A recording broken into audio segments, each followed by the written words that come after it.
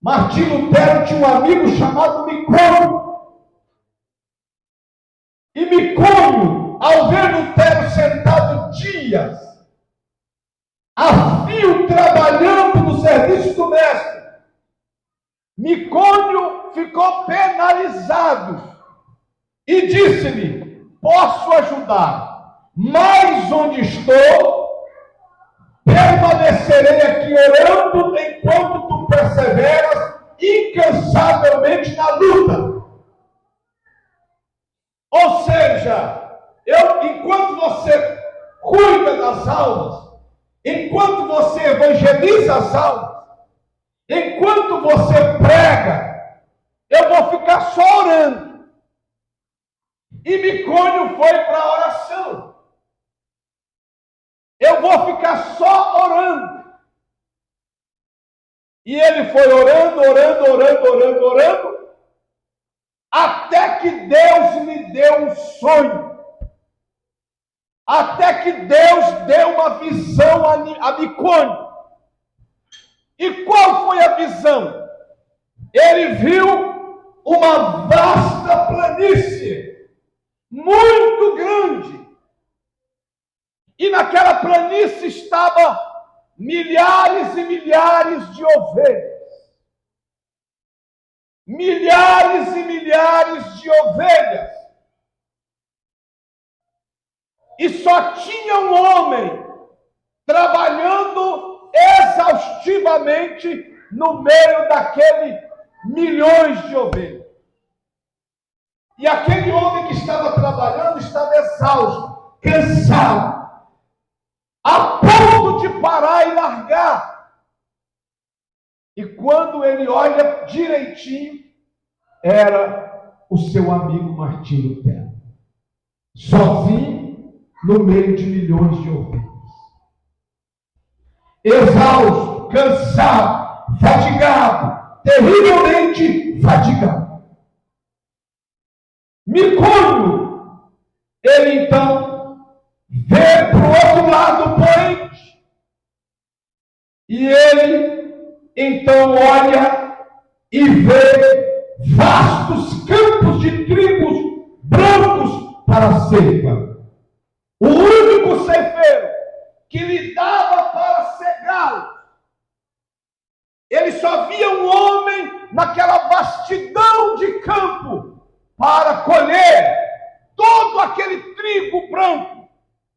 E quando ele chega mais perto, ele vê um homem cansado, abatido, exausto, fatigado, mas trabalhando incansavelmente. E quando ele chega mais perto na visão, era Martim Lutero.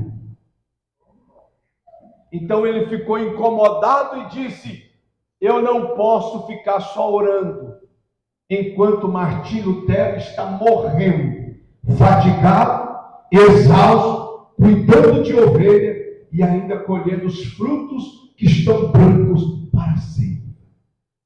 Então ele chama Martim Lutero e diz: a partir de hoje eu não vou mais só orar, eu vou entrar no campo de batalha e vou te ajudar.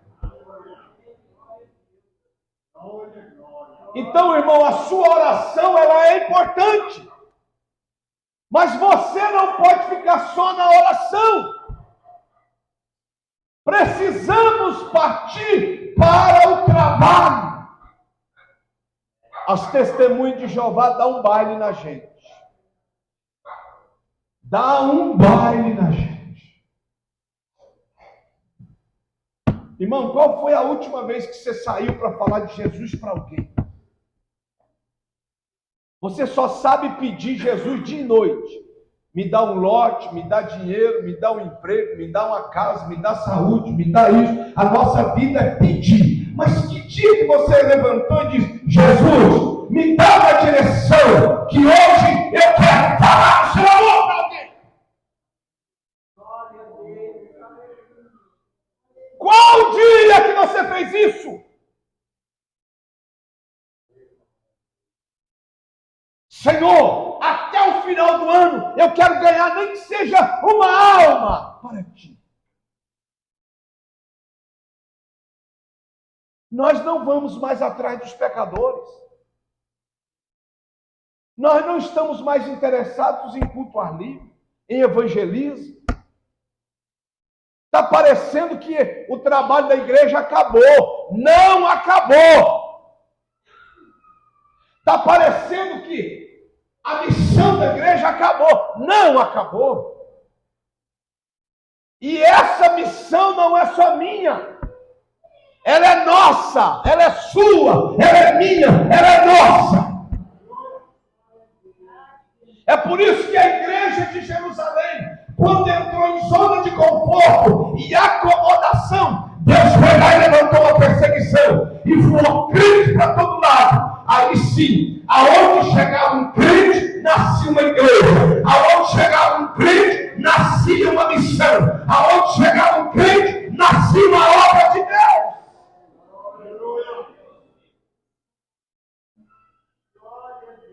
Mas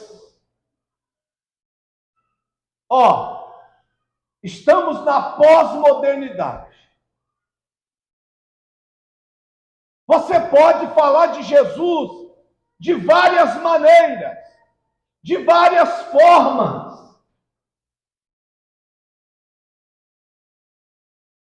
Nem pelas redes sociais você consegue falar de Jesus.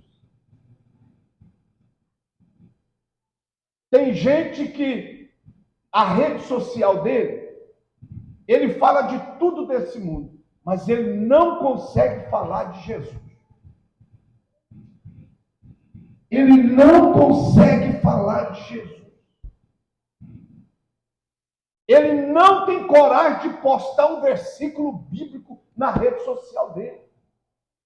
Se estamos vivendo na pós-modernidade, a rede social, ela é usada pelo Satanás para destruir vidas, para destruir famílias, para destruir casais. Mas você pode usar a sua para profetizar vida, para pregar o evangelho, para lançar a semente. Alguém vai ouvir do outro lado. Alguém vai ler o versículo bíblico que você postou e talvez nunca vai falar para você, mas aquele versículo que é a palavra de Deus vai produzir transformação na vida dele. Eu disse para vocês, um dia aqui, eu gravei, lá em casa, quando eu vou gravar, os videozinhos que eu gravo, tá tudo silêncio.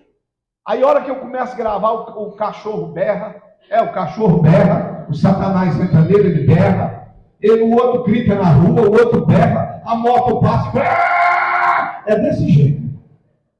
Mas eu não desisto, eu também dou na queda também. Eu gravo, desfaço, gravo de novo, desfaço, até ficar mais ou menos. O dia que eu pedi o Paulo, eu falei, Paulo, prepara, porque eu quero gravar um vídeo, porque Deus colocou no meu coração para falar de suicídio. A morte da esperança. E o Paulo tentou de tudo, não deu para gravar. Mas ele ainda conseguiu salvar o áudio. Ele disse, pastor, consegui salvar o áudio. Então me manda o áudio que eu vou ver o que eu faço. Quando eu cheguei em casa, o Espírito de Deus falou comigo. Manda esse áudio para todos os contatos que você tem. Manda ele hoje! E eu então peguei toda a lista do Zap, mais de 400 nomes ou 500, e fui mandando. Eu sei que eu fiquei mais de uma hora mandando aquele áudio, e fui mandei para todos. Mandei, obedeci a Deus, mandei.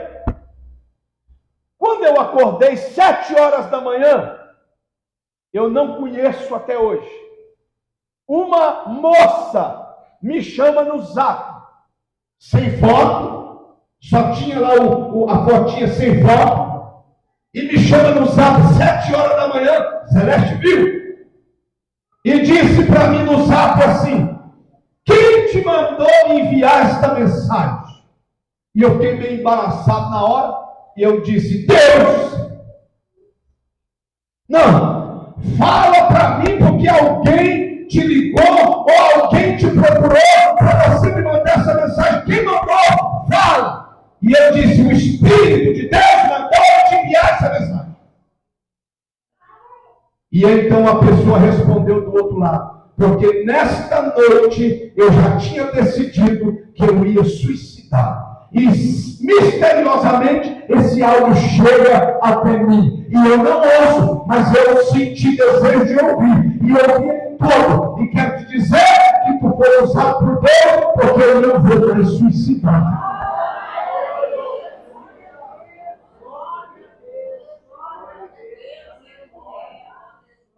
E quando deu mais tarde, uma outra mulher, lá no São Jorge, que esse Celeste visitou só uma vez, mandou uma mensagem: pastor, eu estava disposto a suicidar e tirar minha própria vida, mas depois dessa mensagem, eu não vou mais suicidar. Eu vou me render a Deus.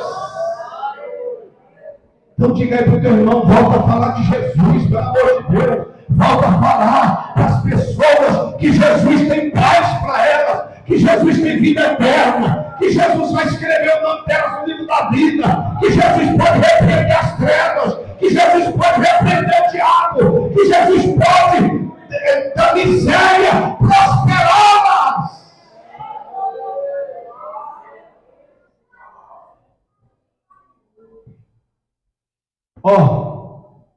A Celeste conheceu essa linda mulher. Irmãos, em frente à nossa casa, Ipameri, em frente à nossa casa, como é que era o nome daquele baixotinho lá? Fiote. Olha o nome do baixotinho, Fiote. Porque eu sou alto, 1,60 m, viu? Fiote.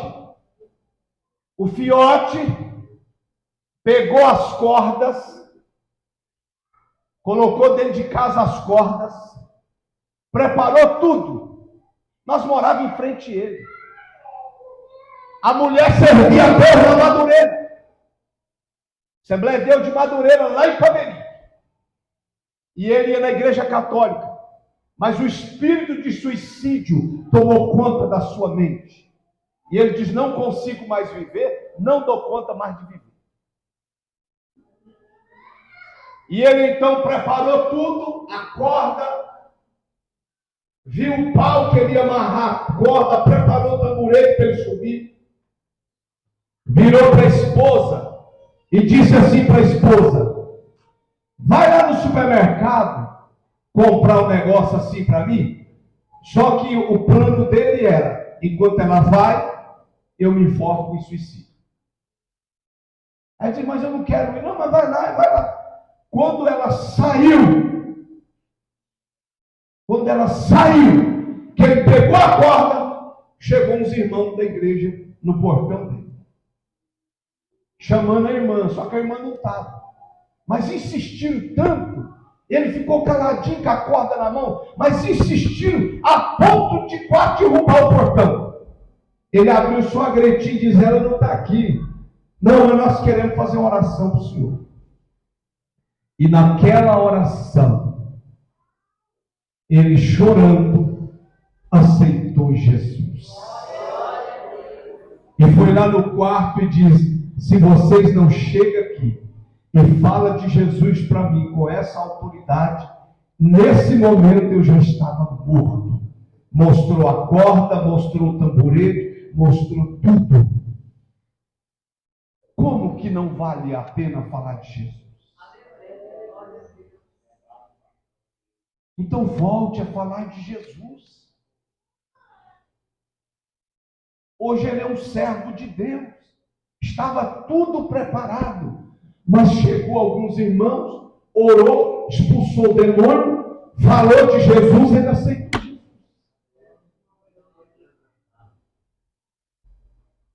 Por que você não volta a falar de Jesus? Você está falando de tanta coisa. Fala de Jesus pessoalmente, fala de Jesus nas suas redes sociais. Deixa eles te chamar de chato. Um dia o irmão disse, pastor, o senhor grava vídeo demais. Eu falei, meu irmão, até dá, vai te catar, vai fazer o que você quiser para lá, me larga.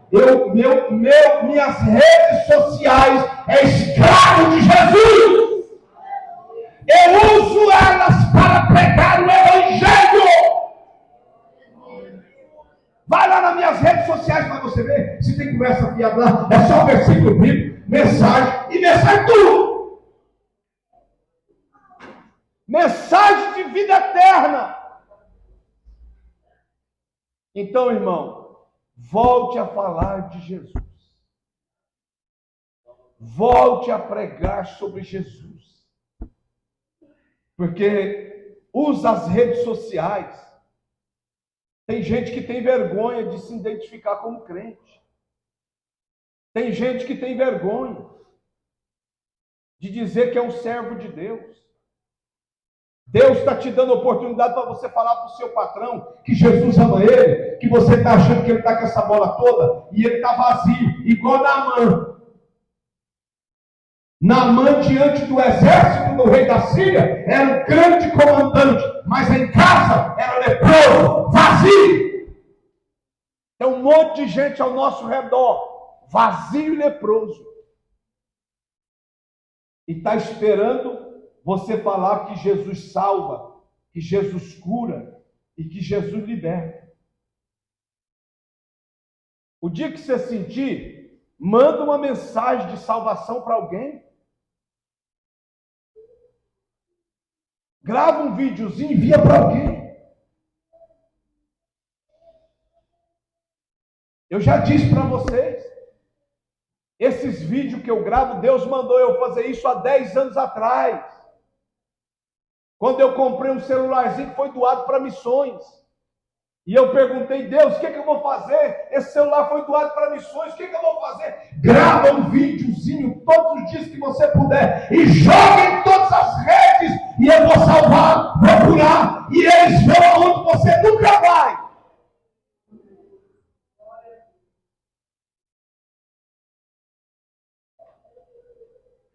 Mas você não consegue compartilhar um vídeo que fala de salvação. Você não consegue compartilhar na sua rede um vídeo que fala que Jesus salva. E a Bíblia diz que nós temos que pregar o Evangelho. Paulo diz, prega em tempo e fora de tempo. As pessoas não vão bater palma para você pregar. As pessoas não vão bater palma para me gravar vídeo e dizer, olha que bonitinho. Eles nem querem ver, a não ser o dia que Deus toque neles para eles ouvir. Mas eu estou fazendo a minha parte. Se eles não querem ouvir, o problema é deles. A minha parte eu estou fazendo. Deus está te colocando perto de empresário que precisa de salvação e você não tem coragem de abrir a boca. Deus está te colocando dentro de faculdade para você falar do amor dele e você não tem coragem de abrir a boca. Deus está te colocando perto de pessoas importantes para você falar de Jesus e você não abre a boca. Você fala de dinheiro, fala de Bitcoin, fala de internet, fala disso, fala da modernidade, mas não fala de Jesus.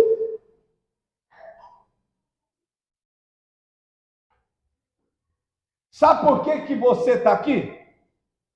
Porque um dia alguém teve coragem de falar de Jesus para você. Tirando os que nasceu na igreja, todos fora os que nasceu na igreja, você só está aqui pelo poder do Evangelho, porque alguém teve coragem e disposição de dizer assim, Jesus se ama. Lá em Politizeiro, Jesus se ama, Jesus se ama, Jesus morreu, ressuscitou para salvar sua alma. Essa é a mensagem.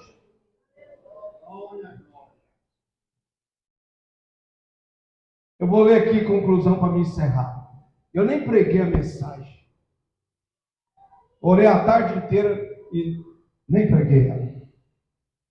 Todos os grandes ganhadores de almas através do século foram homens e mulheres incansáveis na oração e na evangelização.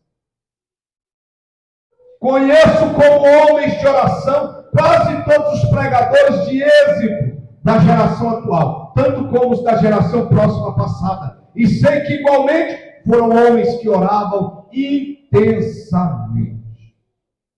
Certo evangelista tocou-me profundamente a alma, quando eu era ainda jovem, repórter de um diário. Esse evangelista estava hospedado em casa de um pastor presbiteriano. Bati a porta e pedi para falar. O pastor, com voz trêmula e com o rosto iluminado por estranha luz, respondeu: nunca se hospedou um homem como ele em nossa casa. Não sei quando ele dorme. Se entro no meu quarto durante a noite para saber se precisa de alguma coisa, encontro orando. Viu entrar no templo cedo de manhã e não voltou para as refeições. Fui à igreja, entrei furtivamente para não perturbar. Achei-o sem paletó e sem colarinho. Estava caído de bruços diante do púlpito. Ouvia sua voz como que agonizante e comovendo, estando com Deus em favor daquela cidade de garimpeiros, para que dirigisse almas ao Salvador. Tinha orado toda a noite, tinha orado e jejuado o dia inteiro. Aproximei-me furtivamente do lugar onde ele orava prostrado, ajoelhei-me e pus a mão sobre o seu ombro. O suor caía-lhe pelo corpo. Ele nunca me tinha visto, mas tirou-me, fitou-me por um momento e então rogou: ore comigo, irmão, por esta cidade. Não posso viver sem esta cidade, não se chegar a Deus. Pregava ali 20 dias sem haver conversões. Ajoelhei-me ao seu lado e oramos juntos. Nunca ouvi alguém insistir tanto como ele. Voltei de lá assombrado, humilhado e estremecendo. Aquela noite assisti ao culto do grande templo onde ele pregou. Ninguém sabia que ele não comera durante o dia inteiro, que não dormira durante a noite inteira. Mas ao levantar-se para pregar, ouvi diversos ouvintes dizerem: a luz do seu rosto não é da terra. E não era mesmo. Ele era conceituado instrutor bíblico, mas não tinha o dom de pregar. Porém, nessa noite, enquanto ministrava, o auditório inteiro foi tomado pelo poder de Deus. Foi a primeira grande colheita de almas que presenciei. Quando os crentes sentem dores em oração, é que renascem almas. Diga comigo: há mais almas para salvar atualmente do que no tempo de Spurgeon, de Paulo, de Petro, de Martim Lutero e de Moody. Coloca aqui para terminar. 1 Coríntios 9,16. Irmão, volte a falar de Jesus. Volte a cercar as pessoas. Volte a falar de Jesus. Não perca oportunidade no supermercado, na loja, no shopping, na rua. Pois se anuncio o Evangelho, não tenho de que me gloriar, porque me é imposta essa obrigação, e ai de mim, se não anunciar o Evangelho. Pode dizer toda a igreja comigo? Pois se anuncio o Evangelho, não tenho de que me gloriar, porque me é imposta essa obrigação, e ai de mim, e ai de mim, e ai de mim, se não anunciar o Evangelho. Então, quando eu te chamo para o evangelismo, você não está fazendo um favor para mim, não. Você está obedecendo o seu Salvador. Curva a tua cabeça. Querido Deus, coloca paixão, amor no nosso coração pelas almas. Senhor, nos dá ânimo, vontade, coragem para falar para as pessoas dessa cidade, ou por onde passarmos, que o Senhor é o único Salvador, é o único libertador, é o único transformador. O Senhor é o único mudador de vida. O Senhor é o único caminho para o céu, é o único caminho para a vida eterna, é a única ponte, é a única verdade absoluta, é o único, é a vida eterna.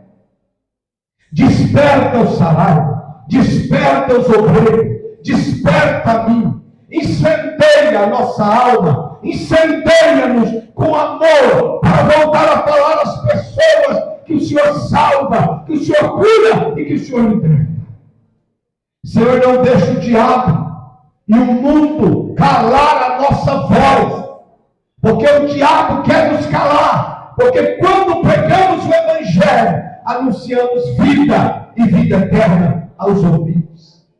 Ó Deus, abençoa esta igreja, em nome de Jesus. Amém.